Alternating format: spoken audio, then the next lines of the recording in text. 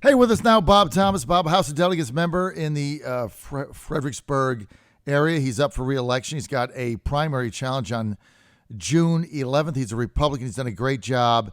And the John Fredericks Radio Show, 100% behind Bob Thomas. This is a key seat that Bob has in Fredericksburg. He holds the seat of the last year retiring Speaker of the House, Bill Howell.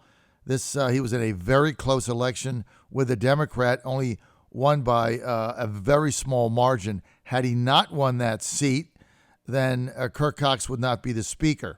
So his reelection critical to Speaker Cox and the Republicans holding the House again. Hey, Bob, great to have you, man. Good morning. Good to see you. Tell us, you sent me an email or a text earlier, which is why I wanted to get you on. And you're basically talking about, you're saying the issue is personal, and you sent this tweet out. You said, for my family, the issue is personal. Talking about life. You said, we believe every life is precious and every child deserves the right to life. That's why I'm in this race, to be a strong conservative voice for the 28th District and defend our shared values in Richmond. This on the heels of Georgia and new governor there, Brian, oh man, I forget his name, the new Republican Georgia governor, signing the heartbeat bill, basically saying if you're pregnant and the fetus has a heartbeat, that you can't get the abortion in Georgia.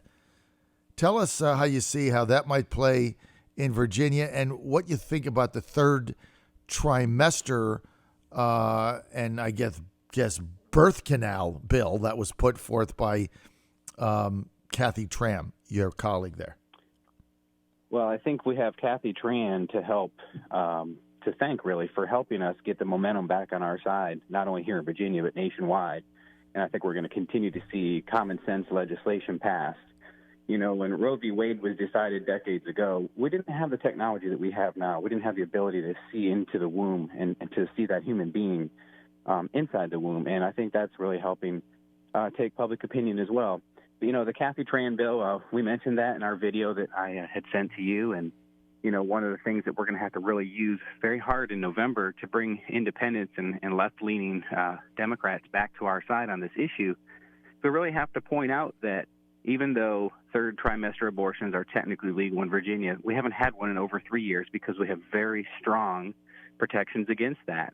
And these are the very common sense things that they're trying to roll back. And when I have that conversation with independent voters, they say that's not what I stand for. Well, that's what the Democratic Party today is trying to push forward. So we have to make sure people understand what's on the line. And the reason we're trying to share that video so far around Virginia is because it's not just about the 28th district now. You know, if we had 66 delegates like we did at one time, it would be just about my race. But this is really about the whole of Virginia. And in that video, I said, thank God we have 51 delegates. Thank God we had 21 senators, because you know what? Those bills would be passed. So, Bob, when you said we've only had one of these third trimester late abortions in Virginia in 3 years, and you said it's because of the safeguards we've put in place, what are they? Elaborate on that. So if you look at the code in Virginia now, there's several things they were trying to strip out. One, the woman has a right to talk to the doctor who's going to perform the abortion, and they wanted to strip that out of there. The second thing, you know, is that they have a right to see, to see their baby. That's that technology I was talking about. And they wanted to strip that out as well. And right now you have to have not only the doctor who wants to perform the abortion, but also two other doctors agree that the woman's health is going to be severely impacted, basically not curable after we let this abortion go through. They wanted to strip that down to just have it be the person who wants to perform the abortion, who probably has a financial incentive to do it.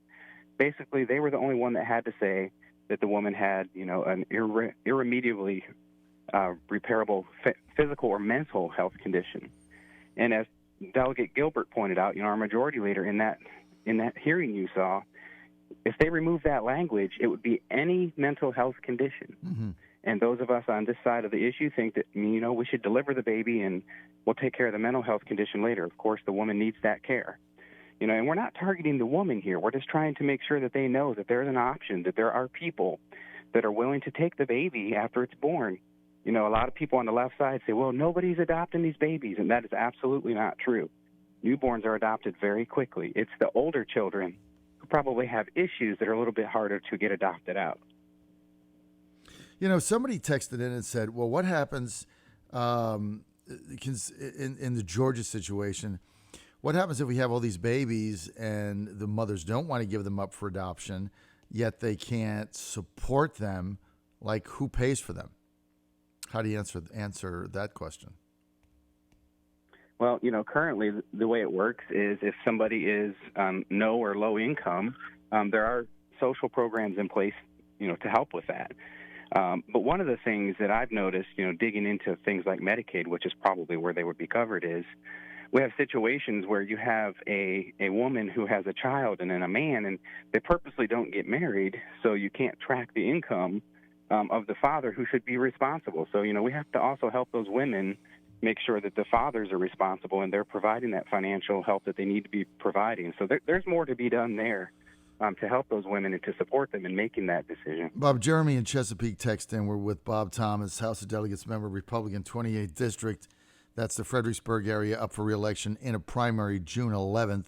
We've endorsed Bob Thomas for re-election. Bob, let me just ask you this. I've got a text here from Jeremy in Chesapeake. He says, how about getting rid of all the red tape to adopt in Virginia? Are you guys working on that? Yeah, you'll see this year there was a bill signing because it's so significant. Emily Brewer, who's my colleague yes. down in the Suffolk area, she was adopted as a young child, so that's one of her passion areas. Mm-hmm. And in her first 2 years, she's been part of helping push a lot of legislation through to really streamline the process. One of the things we know is Virginia falls far behind as far as the number of children who are adopted by extended family members. So that's kind of a red flag to us that this process is probably too hard. So we've made a lot of progress just in the last 2 years trying to make that easier. And it's a very good point. That has to be an option that is available for people. Bob, final question. I asked this with my lead. Governor Brian Kemp, Georgia, just signed a bill, basically the heartbeat law. A lot of people saying that, okay, infanticide, Cathy, Tran, way too far. A bridge too far. We're not going there. Not interested in that, right? In your face, don't like it, bad. Now you got the other side, which is the governor of Georgia, Brian Kemp bill, heartbeat law, can't have an abortion in Georgia. If there's a heart beating, that could be 6 weeks before even some women find out they're pregnant. Is that too extreme the other way? I don't believe it's too extreme. I think the problem we have here in Virginia is, you know, we have a Democrat governor. We've had one for a decade now. And, you know, if we're ever to take the tide back and start putting some of those laws in Virginia, we have to find candidates who can win in blue areas of the state. Unfortunately, that's where I find myself. And my colleague Tim Hugo, he's probably the last delegate north of me. Mm-hmm. And, you know, we have to win these areas where the governor won. The governor won my seat 2 years ago by 3 points, and we were able to outperform him. But I'll tell you, one of the interesting things that the Democrats are doing with my opponent in November is up in Arlington, where it's a very, very safe blue area. They're bringing opponents up there of these swing seats where I sit, and they're saying, hey, you need to adopt this guy because your money doesn't do you much good in Arlington because you can't get any bluer. But, man, if we could flip these couple of seats. So that's what we're going to try to reach out to the red areas, probably a lot of your listening areas. Say, hey, if your area is dark red and there's really not much more you can do about that, you certainly can help us, you know, in these swing districts and get us some support up here and help us on, you know, social media. And we got to hold these seats and we got to take a couple back. So, what's your I would website? love to see Virginia move that way, but we have to have a governor who's willing to sign these things. So we have to make some real progress in the next 2 years. Bob Thomas, what's your website? The website is bobthomasva.com, and that's also the Twitter handle and Facebook as well. bobthomasva.com. Bob, thanks for being with us. Really appreciate it. Bob Thomas, let's get him reelected. This is the John Fredericks Radio Network. We'll be right back. Stay with us.